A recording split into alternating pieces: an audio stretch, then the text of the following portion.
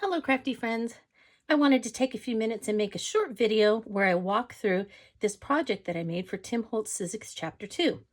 I used quite a few of the dies from the Chapter 2 release, as well as some from the Chapter 1 release, and some from some releases last year. So, as you can see, we have Gertrude, we have Clarence, we have Harrison, we have Winifred, and our newest friend is Bernice. And when I saw that Bernice was going to be released, I knew that I needed to do a small world jungle room inspired piece. And so this is what I came up with.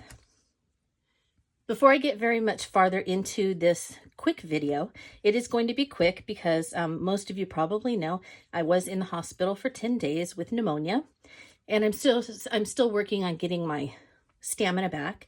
And so you may hear me clearing my throat a little or taking some deep breaths. Everything's fine. It just takes me a little bit longer to talk through some things and to catch my breath. So just letting you know. So I hope that doesn't bother you as we go through this. But I figured instead of waiting much longer, I'd just go ahead and give this a try. So let's get started. The base of this piece is a retired Ideaology set of mini framed panels. They come like this. You can still get these from different stores. You should be able to get them probably from scrapbook.com or Ranger Ink or Simon Says Stamp. Even Stampers Anonymous probably still has some of these. So what I did, I absolutely love these framed panels, and I'm so sad that they are retired because I reach for them quite often. So what I did is that I took 2.5 packages of these mini framed panels. I took the panels out and I kind of laid them like this. And then I put Collage Medium here and I just pressed them together on a flat surface. And then I put one here, and one over here. Just kind of pushed them together and left them on my media mat overnight and just let them dry. And that's all that was holding them together. So I'll turn this over so that you can see that even some of the medium kind of spilled out over there. But that's all that was holding this together. All right. Then what I did was I took one of the new dies. So the frames I painted with Shabby Shutters Distress Paint, and then I went over them with some Distress Collage Medium Matte, and then I went over them with some Walnut Stain Distress Crayon so that you can see it kind of just brings out, it distresses it a little, it brings out some of the detail.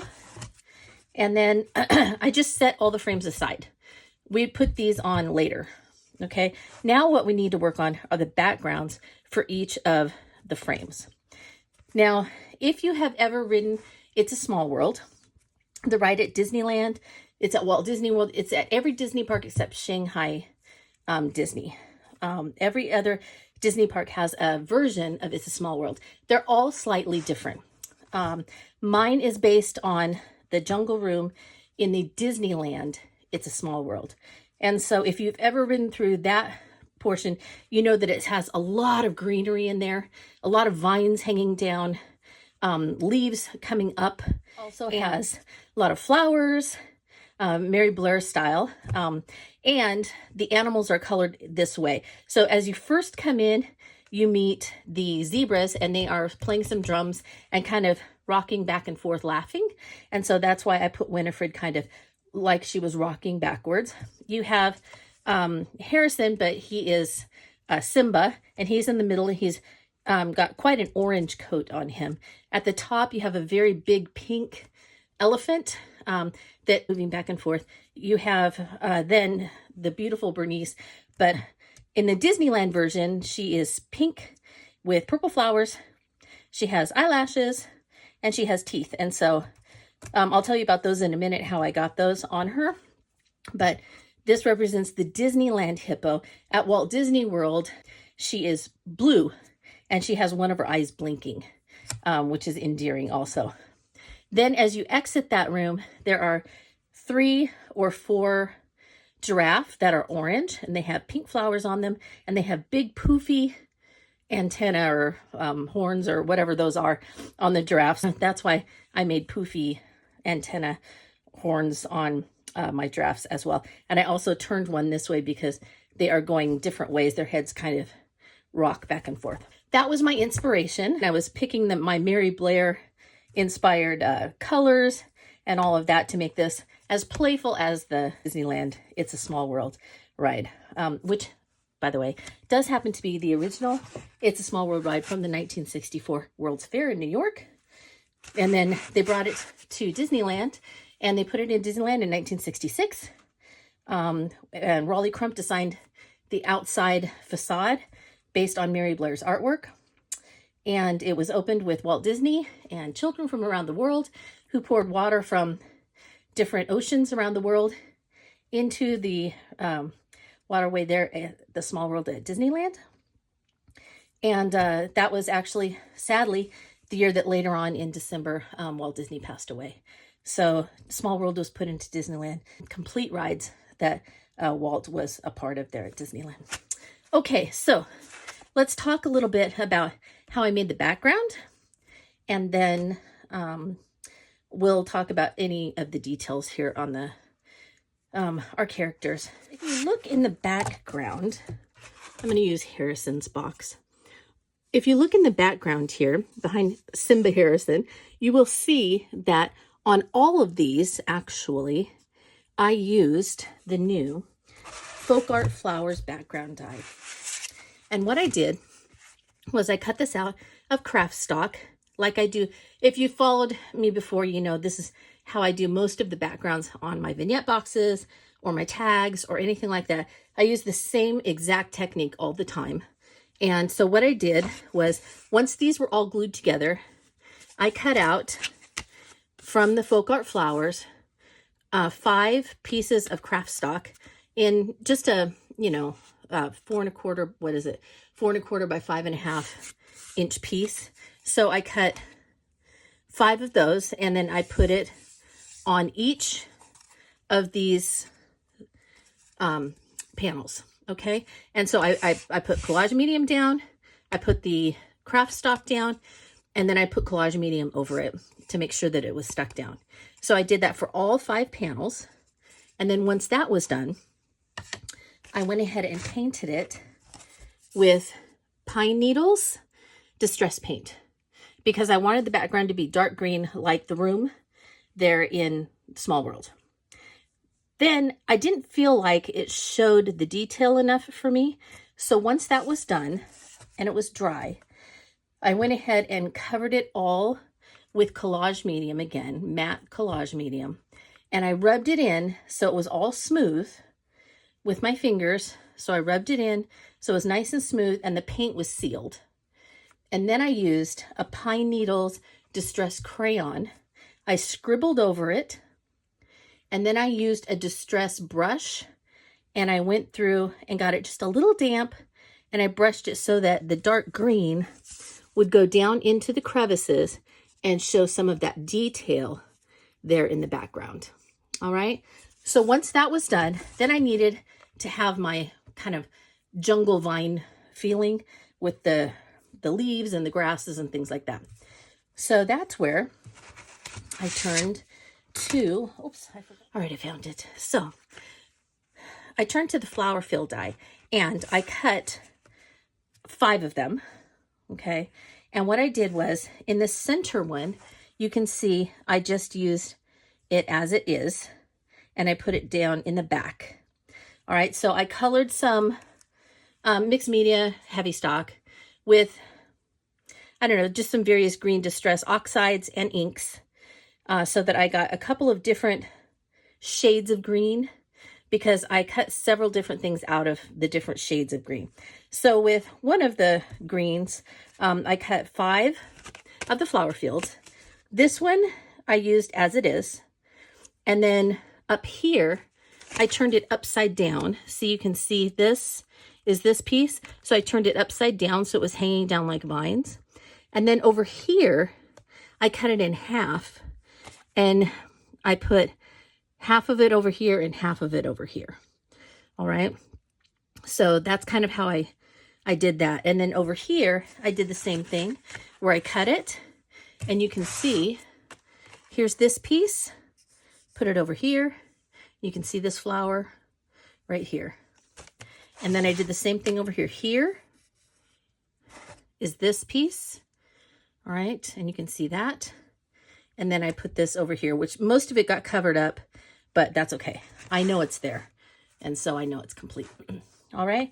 So that was one layer of the background. So coming down from the top, coming up from the bottom. Now I wanted to add some more things that felt like vines.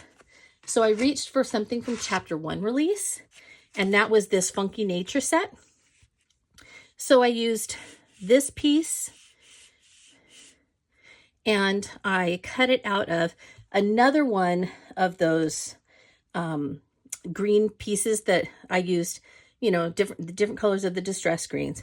And I cut out a bunch of these, and you can see that I just put them here and there all along in the back down there. Okay.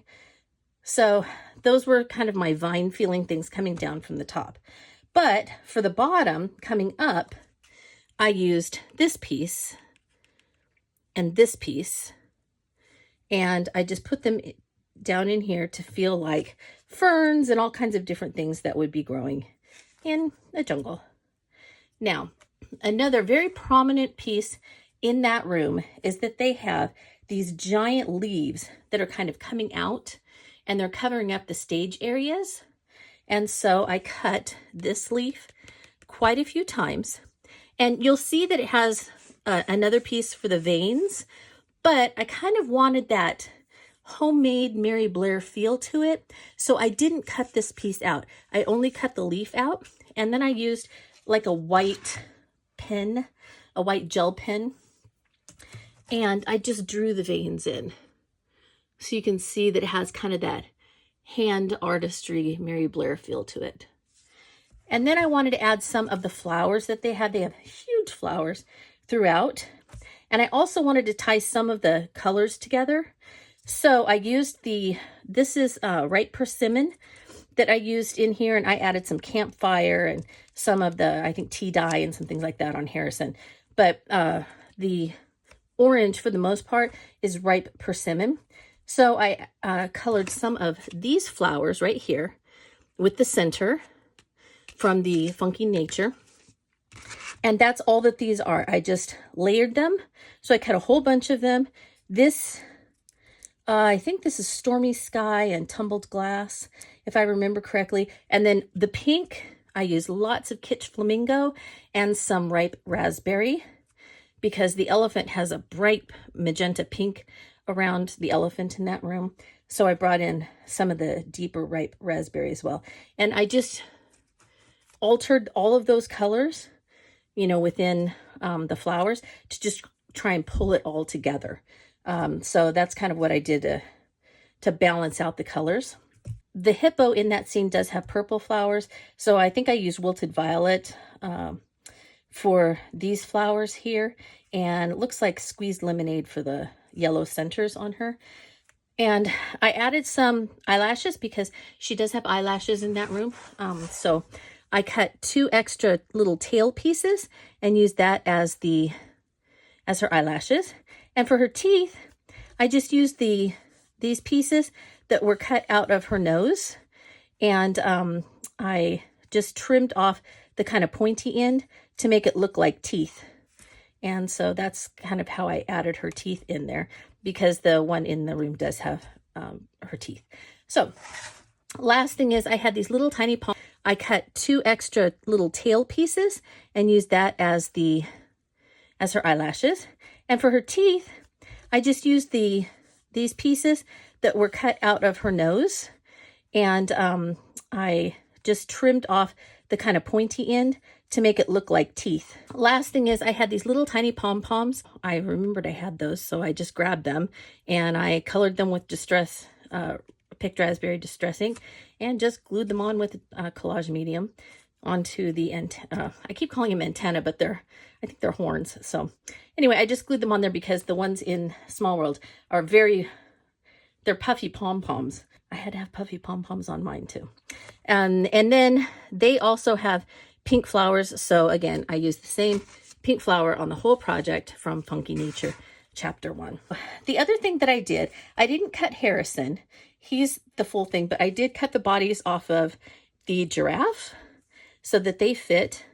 I cut the legs off of Clarence, but I let his trunk hang over and his tail hang over. And then I, of course, cut the legs and the tail off of Winifred to make her look kind of like she was moving back. And then you can, alter the way that their eyebrows and their eyes are going to kind of make them look like they're laughing or they're, happy or whatever that you want them to be. So you can kind of alter the way their faces look as well. Once I got my background on, I went ahead and I glued my frames in so that I could use the bottom edge to kind of determine how much of these I needed to cut off and things like that. The other thing that I found important on this was I used the shaping tool from Tim Holtz for the flowers to kind of give it a little bit of dimension. I don't know if you can see that, but the flowers have some dimension. And then also, if you can see that I've used foam tape to pop these up on different levels. And again, I didn't make them stay completely within the frame if they didn't fit. Thankfully, Bernice fit perfectly in the frame. Harrison fit perfectly. And then I just needed to trim the other 3. Well, what is that, 5 to make them fit. So that's it pretty much for my Small World inspired art piece. And if you have any questions, feel free to, you can contact me through my blog. If you want still pictures and written directions for what I just told you, those are also on my blog, which is linked below this video in the description. You can go there. It's playswellwithpaper.blogspot.com. And thanks so much for putting up with me and my little bit of windedness as I talk through this. I hope it wasn't too distracting. And we'll see you with the next one.